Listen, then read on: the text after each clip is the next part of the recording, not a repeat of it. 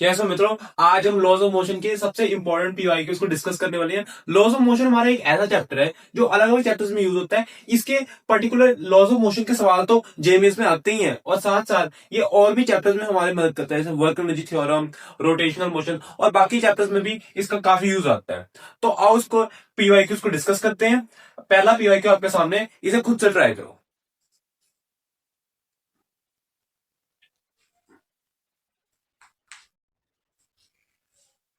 देखो इस क्वेश्चन में क्या क्या रखा है। हमारे पास क्या रखा है, थ्री फोर्सेस F1 10 न्यूटन और F2 8 newton, F3 6 newton are acting on a particle of mass 5 kg. The force F2 and F3 are applied perpendicular so that particle remains at rest. देखो पहले इतना लिखते हैं। हमारे पास एक मान लो ऑब्जेक्ट है, कितने मास की, 5 kg मास की। हमें कहा गया है कि F2 और F3 परपेंडिकुलर लग रहे हैं। ये मान लो F3 लग रहा है और ये मान लो F2 लग रहा है। इनके मैग्नीट्यूड कितने हैं, ये 8 न्यूटन और ये कितना है, ये है 6 न्यूटन। और हमें कहा गया है कि अगर पार्टिकल रेस्ट पे है, पार्टिकल हमारा रेस्ट पे है, if force F1 is remove, F1 को मैंने रिमूव कर दिया, मान लो F1 को मैंने रिमूव कर दिया है, तो हमारे पास एक्सेलरेशन ऑफ द पार्टिकल क्या होगी। देखो अब मैं इसका मतलब समझाता हूं। पहले F1 लग रही थी, है, पहले ये F1 लग रही थी, तीन फोर्सेस लग रही थी, ये दोनों परपेंडिकुलर थी। हमारे पास जो पार्टिकल था वो क्या कहां था, रेस्ट पे था। अगर हमारा पार्टिकल रेस्ट पे था, मान लो किसी एंगल पे कहीं भी F1 लग रहा था, मैंने उसे हटा दिया। देखो ये अब हमारे पास जो ऑब्जेक्ट है इसका एक mg भी लग रहा होगा, कितना लग रहा होगा, मान लो ये जी दे रखा है, चलो हम इसे 50 फिर मान लेते हैं, ठीक है 50 लग रहा था। मैं जी को अभी 10 मान के चल रहा हूं, ठीक है, हम ऑप्शन से देख लेंगे। तो हमारे पास अब एक्सेलरेशन कितना आ जाएगा। एक्सेलरेशन निकालने के लिए पहले मुझे नेट फोर्स निकालना पड़ेगा। नेट फोर्स निकालने के लिए देखो मैं क्या कर रहा हूं। देखो हमारे पास इसकी यहां पे अगर मैं ऊपर इस यहां पे नेट फोर्स लूं तो 50 - 8 यहां से हटा दूं, नेट फोर्स लिखूं 50 - 8, ये हो जाएगा 42। क्या बात क्लियर है, क्या बात क्लियर है। अब जब हमारे पास दो फोर्सेस परपेंडिकुलर होती हैं तो उसका नेट फोर्स कैसे निकालते हैं। नेट फोर्स निकालते हैं F net is equal to F1 square plus F2 square. F1 इस वाले केस में कितनी है, देखो F1 इस केस में 42 है, 42 स्क्वायर प्लस 6 का स्क्वायर। बात क्लियर है, बात क्लियर है।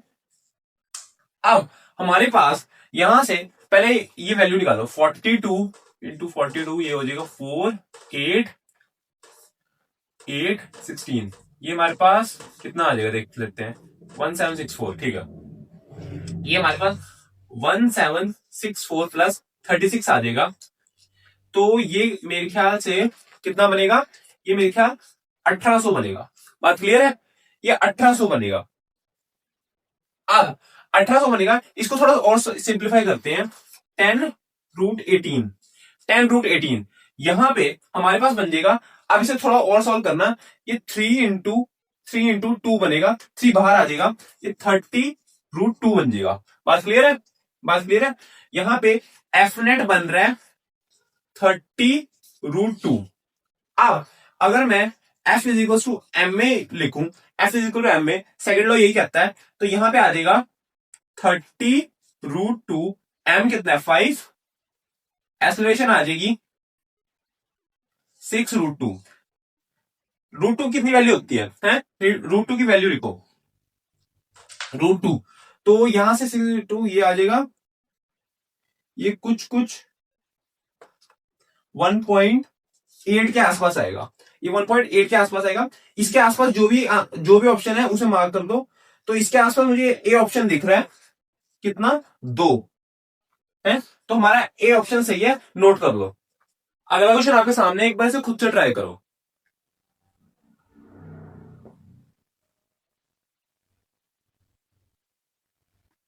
देखो इस क्वेश्चन में क्या क्या है। A particle mass m is moving within the xy plane such that velocity at a point xy is given as v vector V vector is equal to alpha Y X cap plus 2x Y cap.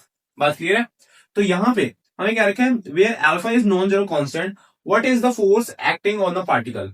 देखो मुझे पहले force निकालने के लिए acceleration बतानी पड़ेगी। Acceleration निकालने के लिए पहले इसे डिफरेंशिएट करते हैं with respect to time. Dv upon d t, ये आ जाएगा एक्सेलरेशन। देखो यहां पे आ जाएगा dy upon d T x cap 2 dx upon d t. ये बात क्लियर है? अब dy अपॉन डी टी इसको मैं लिख सकता हूं vy x cap 2 vx y cap. vy कितना है? vy यहां से देख लेते हैं। vy इसका कंपोनेंट, ये इसका कंपोनेंट ये हो जाएगा 2x एक्स कैप, और इस vx इसका कंपोनेंट ये हो जाएगा 2y y cap. Alpha is equal to A. Alpha यहां पे 2 कॉमन लो, 2 alpha X X cap Y Y cap. Option देख लेते हैं। हमारे पास एक्सेलरेशन तो यहां से आ गया, एक्सेलरेशन आ गई है। तो देखो हमारे पास एक्सेलरेशन आ गई है, तो यहां से एफ आ जाएगा, F is equal to M A, F is equal to M A 2m alpha. यहां पे अल्फा स्क्वायर आ रहा है, यहां पर कुछ गड़बड़ हुई है, एक मिनट। अल्फा स्क्वायर सारी जगह आ रहा है हमारे पास। वी वाई, अच्छा ये यहाँ पे अल्फा भी तो साथ में आएगा, हाँ यहाँ पे अल्फा भी तो आएगा, तो अल्फा बाहर निकलेगा, यहाँ पे अल्फा स्क्वायर ही होगा। ठीक है ठीक है। यहाँ पे 2m alpha square X X cap plus Y Y cap. हमारे पास यहां से कौन सा ऑप्शन मैच कर रहा है देख लेते हैं। 2m alpha square X X cap, हमारे पास ए ऑप्शन मैच कर रहा है, नोट कर लो। अगर क्वेश्चन आपके सामने एक बार से खुद से ट्राई करो।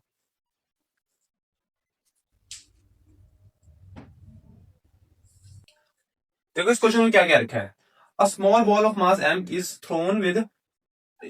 thrown with velocity u upward with velocity u from ground. The ball experiences resistive force m kv square, which v is its speed. Maximum height attained by the ball is, देखो अब यहां पे इस case में हमारे पास एक ball है, इसको मैंने u वेलोसिटी से फेंका, इस पे एक mg फोर्स तो लग ही रही है, लेकिन अब एक m kv स्क्वायर भी लग रहा है, ये एक रेजिस्टिव फोर्स है। सिंपल केस में हमारे पास हम इसे u वेलोसिटी से फेंकते थे, इस पे g लग रहा होता था, यानी mg फोर्स लग रही होती थी। हम इसकी हाइट निकालने के लिए करते थे v square minus U square is equal to 2gh, यही करते थे। u को जीरो, v को जीरो कर देते थे, u is equal to 2gh आ जाता था, क्योंकि यहाँ ये नेगेटिव है, g भी नेगेटिव है, कट जाता था, और हमारे पास h आ जाता था u स्क्वायर अपॉन 2g, यही करते थे। लेकिन इस केस में ऐसा नहीं होगा। क्यों नहीं होगा? क्योंकि m kv स्क्वायर है, वो फोर्स है जो हमारे पास वेलोसिटी के साथ चेंज हो रही है, इसलिए हमें इंटीग्रेशन लेनी पड़ेगी। तो देखो मैं क्या करूंगा, अब m kv स्क्वायर ऐसे लग रहा था, दोनों नीचे की साइड है तो नेगेटिव भी लगेगा। f is equal to m minus M G, इसको मैं कॉमन ले रहा हूं, plus m k v square,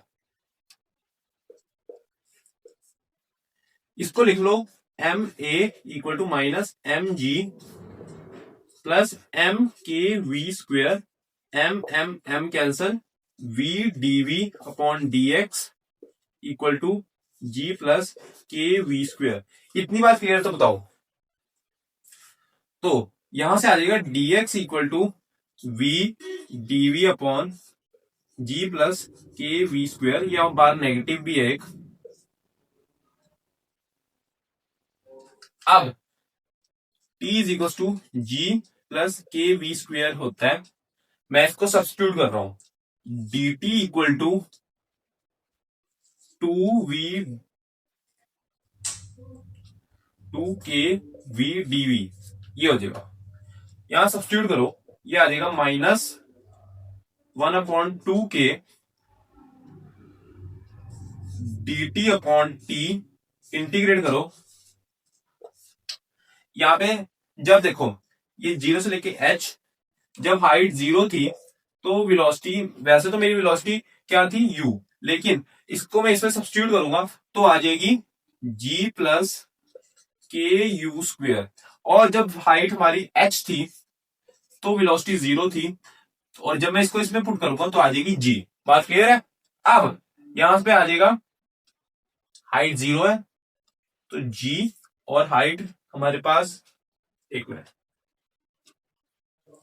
u, अच्छा एक मिनट, हाइट 0 है, हाइट 0 है तो हमारे पास g प्लस के यू स्क्वेयर, और ये यहाँ पे g।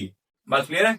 अब यहां पे जरा लिखो h इज इक्वल टू, इसकी इंटीग्रेशन होती है ln t, तो ये आ जाएगा ln g upon g plus के यू स्क्वेयर। मैंने लॉग की प्रॉपर्टी डायरेक्ट लगा दी है, -1/2 के, माइनस को अंदर भेजो, ये आ जाएगा h इज इक्वल टू, एक काम करता हूं यहां करके दिखाता हूं,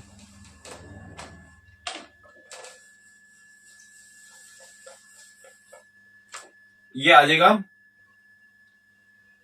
h is equal to, minus को अंदर भेज रहा हूं, ये आ जाएगा ln g प्लस के यू स्क्वेयर अपॉन g, ये आ जाएगा 1/2 के ln 1 प्लस के you square upon g। Height ये आ गई, मैच कर लेते हैं फटाफट ऑप्शन से, कौन सा ऑप्शन मैच कर रहा है? ये मुझे डी ऑप्शन मैच करता हुआ दिख रहा है, डी ऑप्शन हमारा सही है, नोट कर लो। आपके सामने एक बार से खुद से ट्राई करो।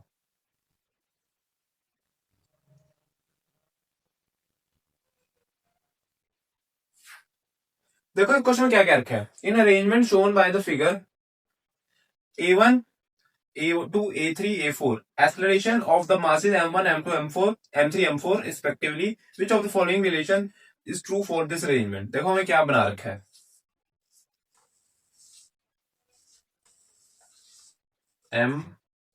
m1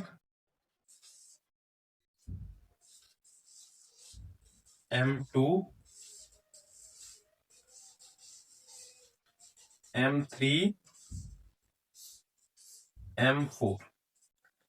अब अगर मैं टी लिखना शुरू करूं, ये यहां से लिखा जाएगा T T 2t 2t 4t 4t 8t। बात क्लियर है? इसका, इसकी एक्सेलरेशन A1, इसकी एक्सेलरेशन A2, इसकी एक्सेलरेशन A3, इसकी एक्सेलरेशन A4। मान लो ये ऊपर गया है, ये सॉरी ये हमारे पास, मैं या तो वैसे कोई फर्क नहीं पड़ता, इसको ऊपर ऊपर मान लो, इसको ऊपर मान लो, फिर तुम्हें सारे के सारों को ना एक ही डायरेक्शन में मानना पड़ेगा, या तो इसे ऊपर मान लो या इसे नीचे मान लो। नीचे मान लेते हैं, कोई, ये सारे नीचे जाएंगे, ये सारे ही हमारे कहा जाएंगे, नीचे जाएंगे। अगर ये सारे नीचे जा रहे हैं, A1 से मान लो ये जा रहा है, तो हमारा एक मेथड होता है वर्चुअल पावर मेथड। देखो मैं इससे कोई फर्क नहीं पड़ता, हमारी इक्वेशन में फर्क नहीं आएगा कि हमने इसे ऊपर माना है नीचे मान रहे हैं, क्योंकि हम ये सिर्फ मान रहे हैं, हमें डायरेक्शन से अभी कोई मतलब नहीं है। वर्चुअल पावर मेथड बोलता है, वर्चुअल पावर का मेथड बोलता है summation t vector dot a vector equal to 0। ये हमारे पास एक जादुई इक्वेशन होती है, इससे बड़े बड़े सारे क्वेश्चन बड़ी जल्दी सॉल्व होते हैं।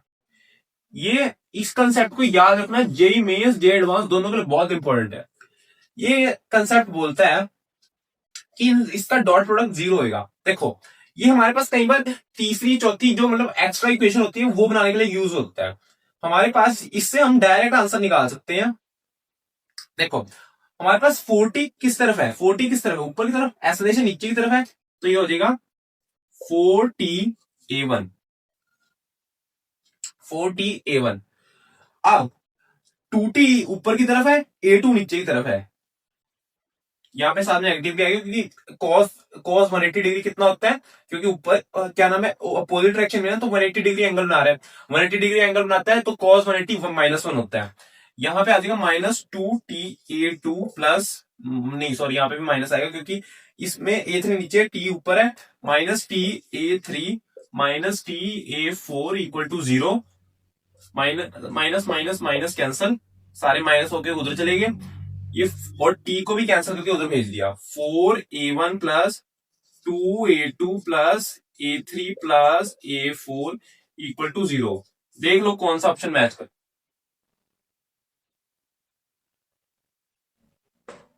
ए ऑप्शन मैच कर रहा है, नोट करो। अगला क्वेश्चन आपके सामने, एक बार से खुद से ट्राई करो।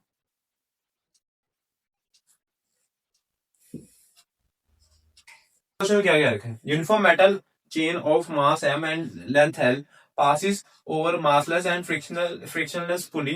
It is released from rest with part of length l is hanging on one side and rest of length l minus l capital L minus small l is hanging on other side of the pulley. At the certain point of the time when I is equals to l by x, the acceleration of the chain is g by 2. Find the value of x. देखो यहाँ पे एक पुली है, इस पे एक chain लटक रही है, और बाकी का पार्ट इसका यहां लटक रहा है। बात क्लियर है? ये स्मॉल एल है, ये कैपिटल एल है, माइनस स्मॉल है। बात क्लियर है? टोटल कैपिटल एल है। देखो पहले मैं निकाल रहा हूं लैम्डा। लैम्डा क्या है? लैम्डा क्या है? लैम्डा है हमारा लीनियर मास, हमारा लीनियर मास डेंसिटी हम मान लेते हैं, तो ये आ जाएगा। देखो लीनियर मास डेंसिटी की निकालने के लिए पहले देखो मैं क्या कर रहा हूं, कैपिटल एल के लिए इसका मास था m, तो यहाँ पे 1 यूनिट हो जाएगा m अपॉन कैपिटल एल। और अगर मुझे इसके लिए लिखना है, ये हो जाएगा, इसके लिए लिख रहा हूं तो यार इसको एल से मल्टीप्लाई कर दूंगा, और अगर इसके लिए लिख रहा हूं तो कैपिटल एल माइनस एल से मल्टीप्लाई। तो यहाँ पे इस वाले पार्ट का जो मास आएगा वो आएगा m by l small l g, और इसका मास आएगा m by capital L minus l g. बात क्लियर है? अब लिखो यहाँ पे हम एक इसको मैं देखो किससे रिप्लेस कर रहा हूं। अब मैं इससे रिप्लेस कर रहा हूं इसको मैं रिप्लेस कर रहा हूं एक ऐसे पुली सिस्टम से जिसका मास है m upon capital L small L, और इसका मास है m upon L capital minus L. अब इसका हम एक एक्सेलरेशन का फॉर्मूला पढ़ते हैं, m2 minus m1 upon m2 minus m1 upon m1 plus m2 में एक g होता है। बात क्लियर है? ये हम पढ़ते हैं, तो यहां पे लगाओ, ये हो जाएगा m upon L capital L minus small L minus m upon capital L small L upon m upon L capital minus small L minus m upon capital L small L, साथ में एक g, और इसकी value जब g by 2 है तब हमें निकालना है। तो देखो अब g से g cancel, m upon L m upon L m upon L m upon L cancel. यहां चलो, यहां पे मैं सॉल्व करके सकता हूं, ये आ जाएगा capital minus small L upon, यहाँ पे प्लस था ना, सॉरी प्लस था यहाँ पे, l minus small l plus capital L small l plus small l equal to 1/2। देखो ये कैंसल, यहां पे ये आ जाएगा l minus 2l equal to l by 2, ये इधर हो जाएगा L by 2 equal to 2l। यहां पे स्मॉल एल की वैल्यू आ जाएगी कैपिटल एल बाय 4। हमें कहा गया कि यहां पे इसको मैं जब कंपेयर करूंगा l by 4 equal to l by x से जो हमें गिवन है, तो यहां से एल कैंसिल, एक्स की वैल्यू 4 आ जाएगी, एक्स की वैल्यू 4 आएगी। कौन से ऑप्शन में है? डी ऑप्शन हमारा सही है, नोट कर लो। अभी के लिए बस इतना ही। अगली वीडियो में हम अगला इंपॉर्टेंट टॉपिक डिस्कस करेंगे। होप सो इस पार्ट पे आपको चीजें क्लियर होंगी, कॉन्सेप्ट क्लियर होंगे। अगर टॉपिक क्लियर हुआ है तो वीडियो को लाइक कर देना, चैनल सब्सक्राइब कर देना। Okay, thank you.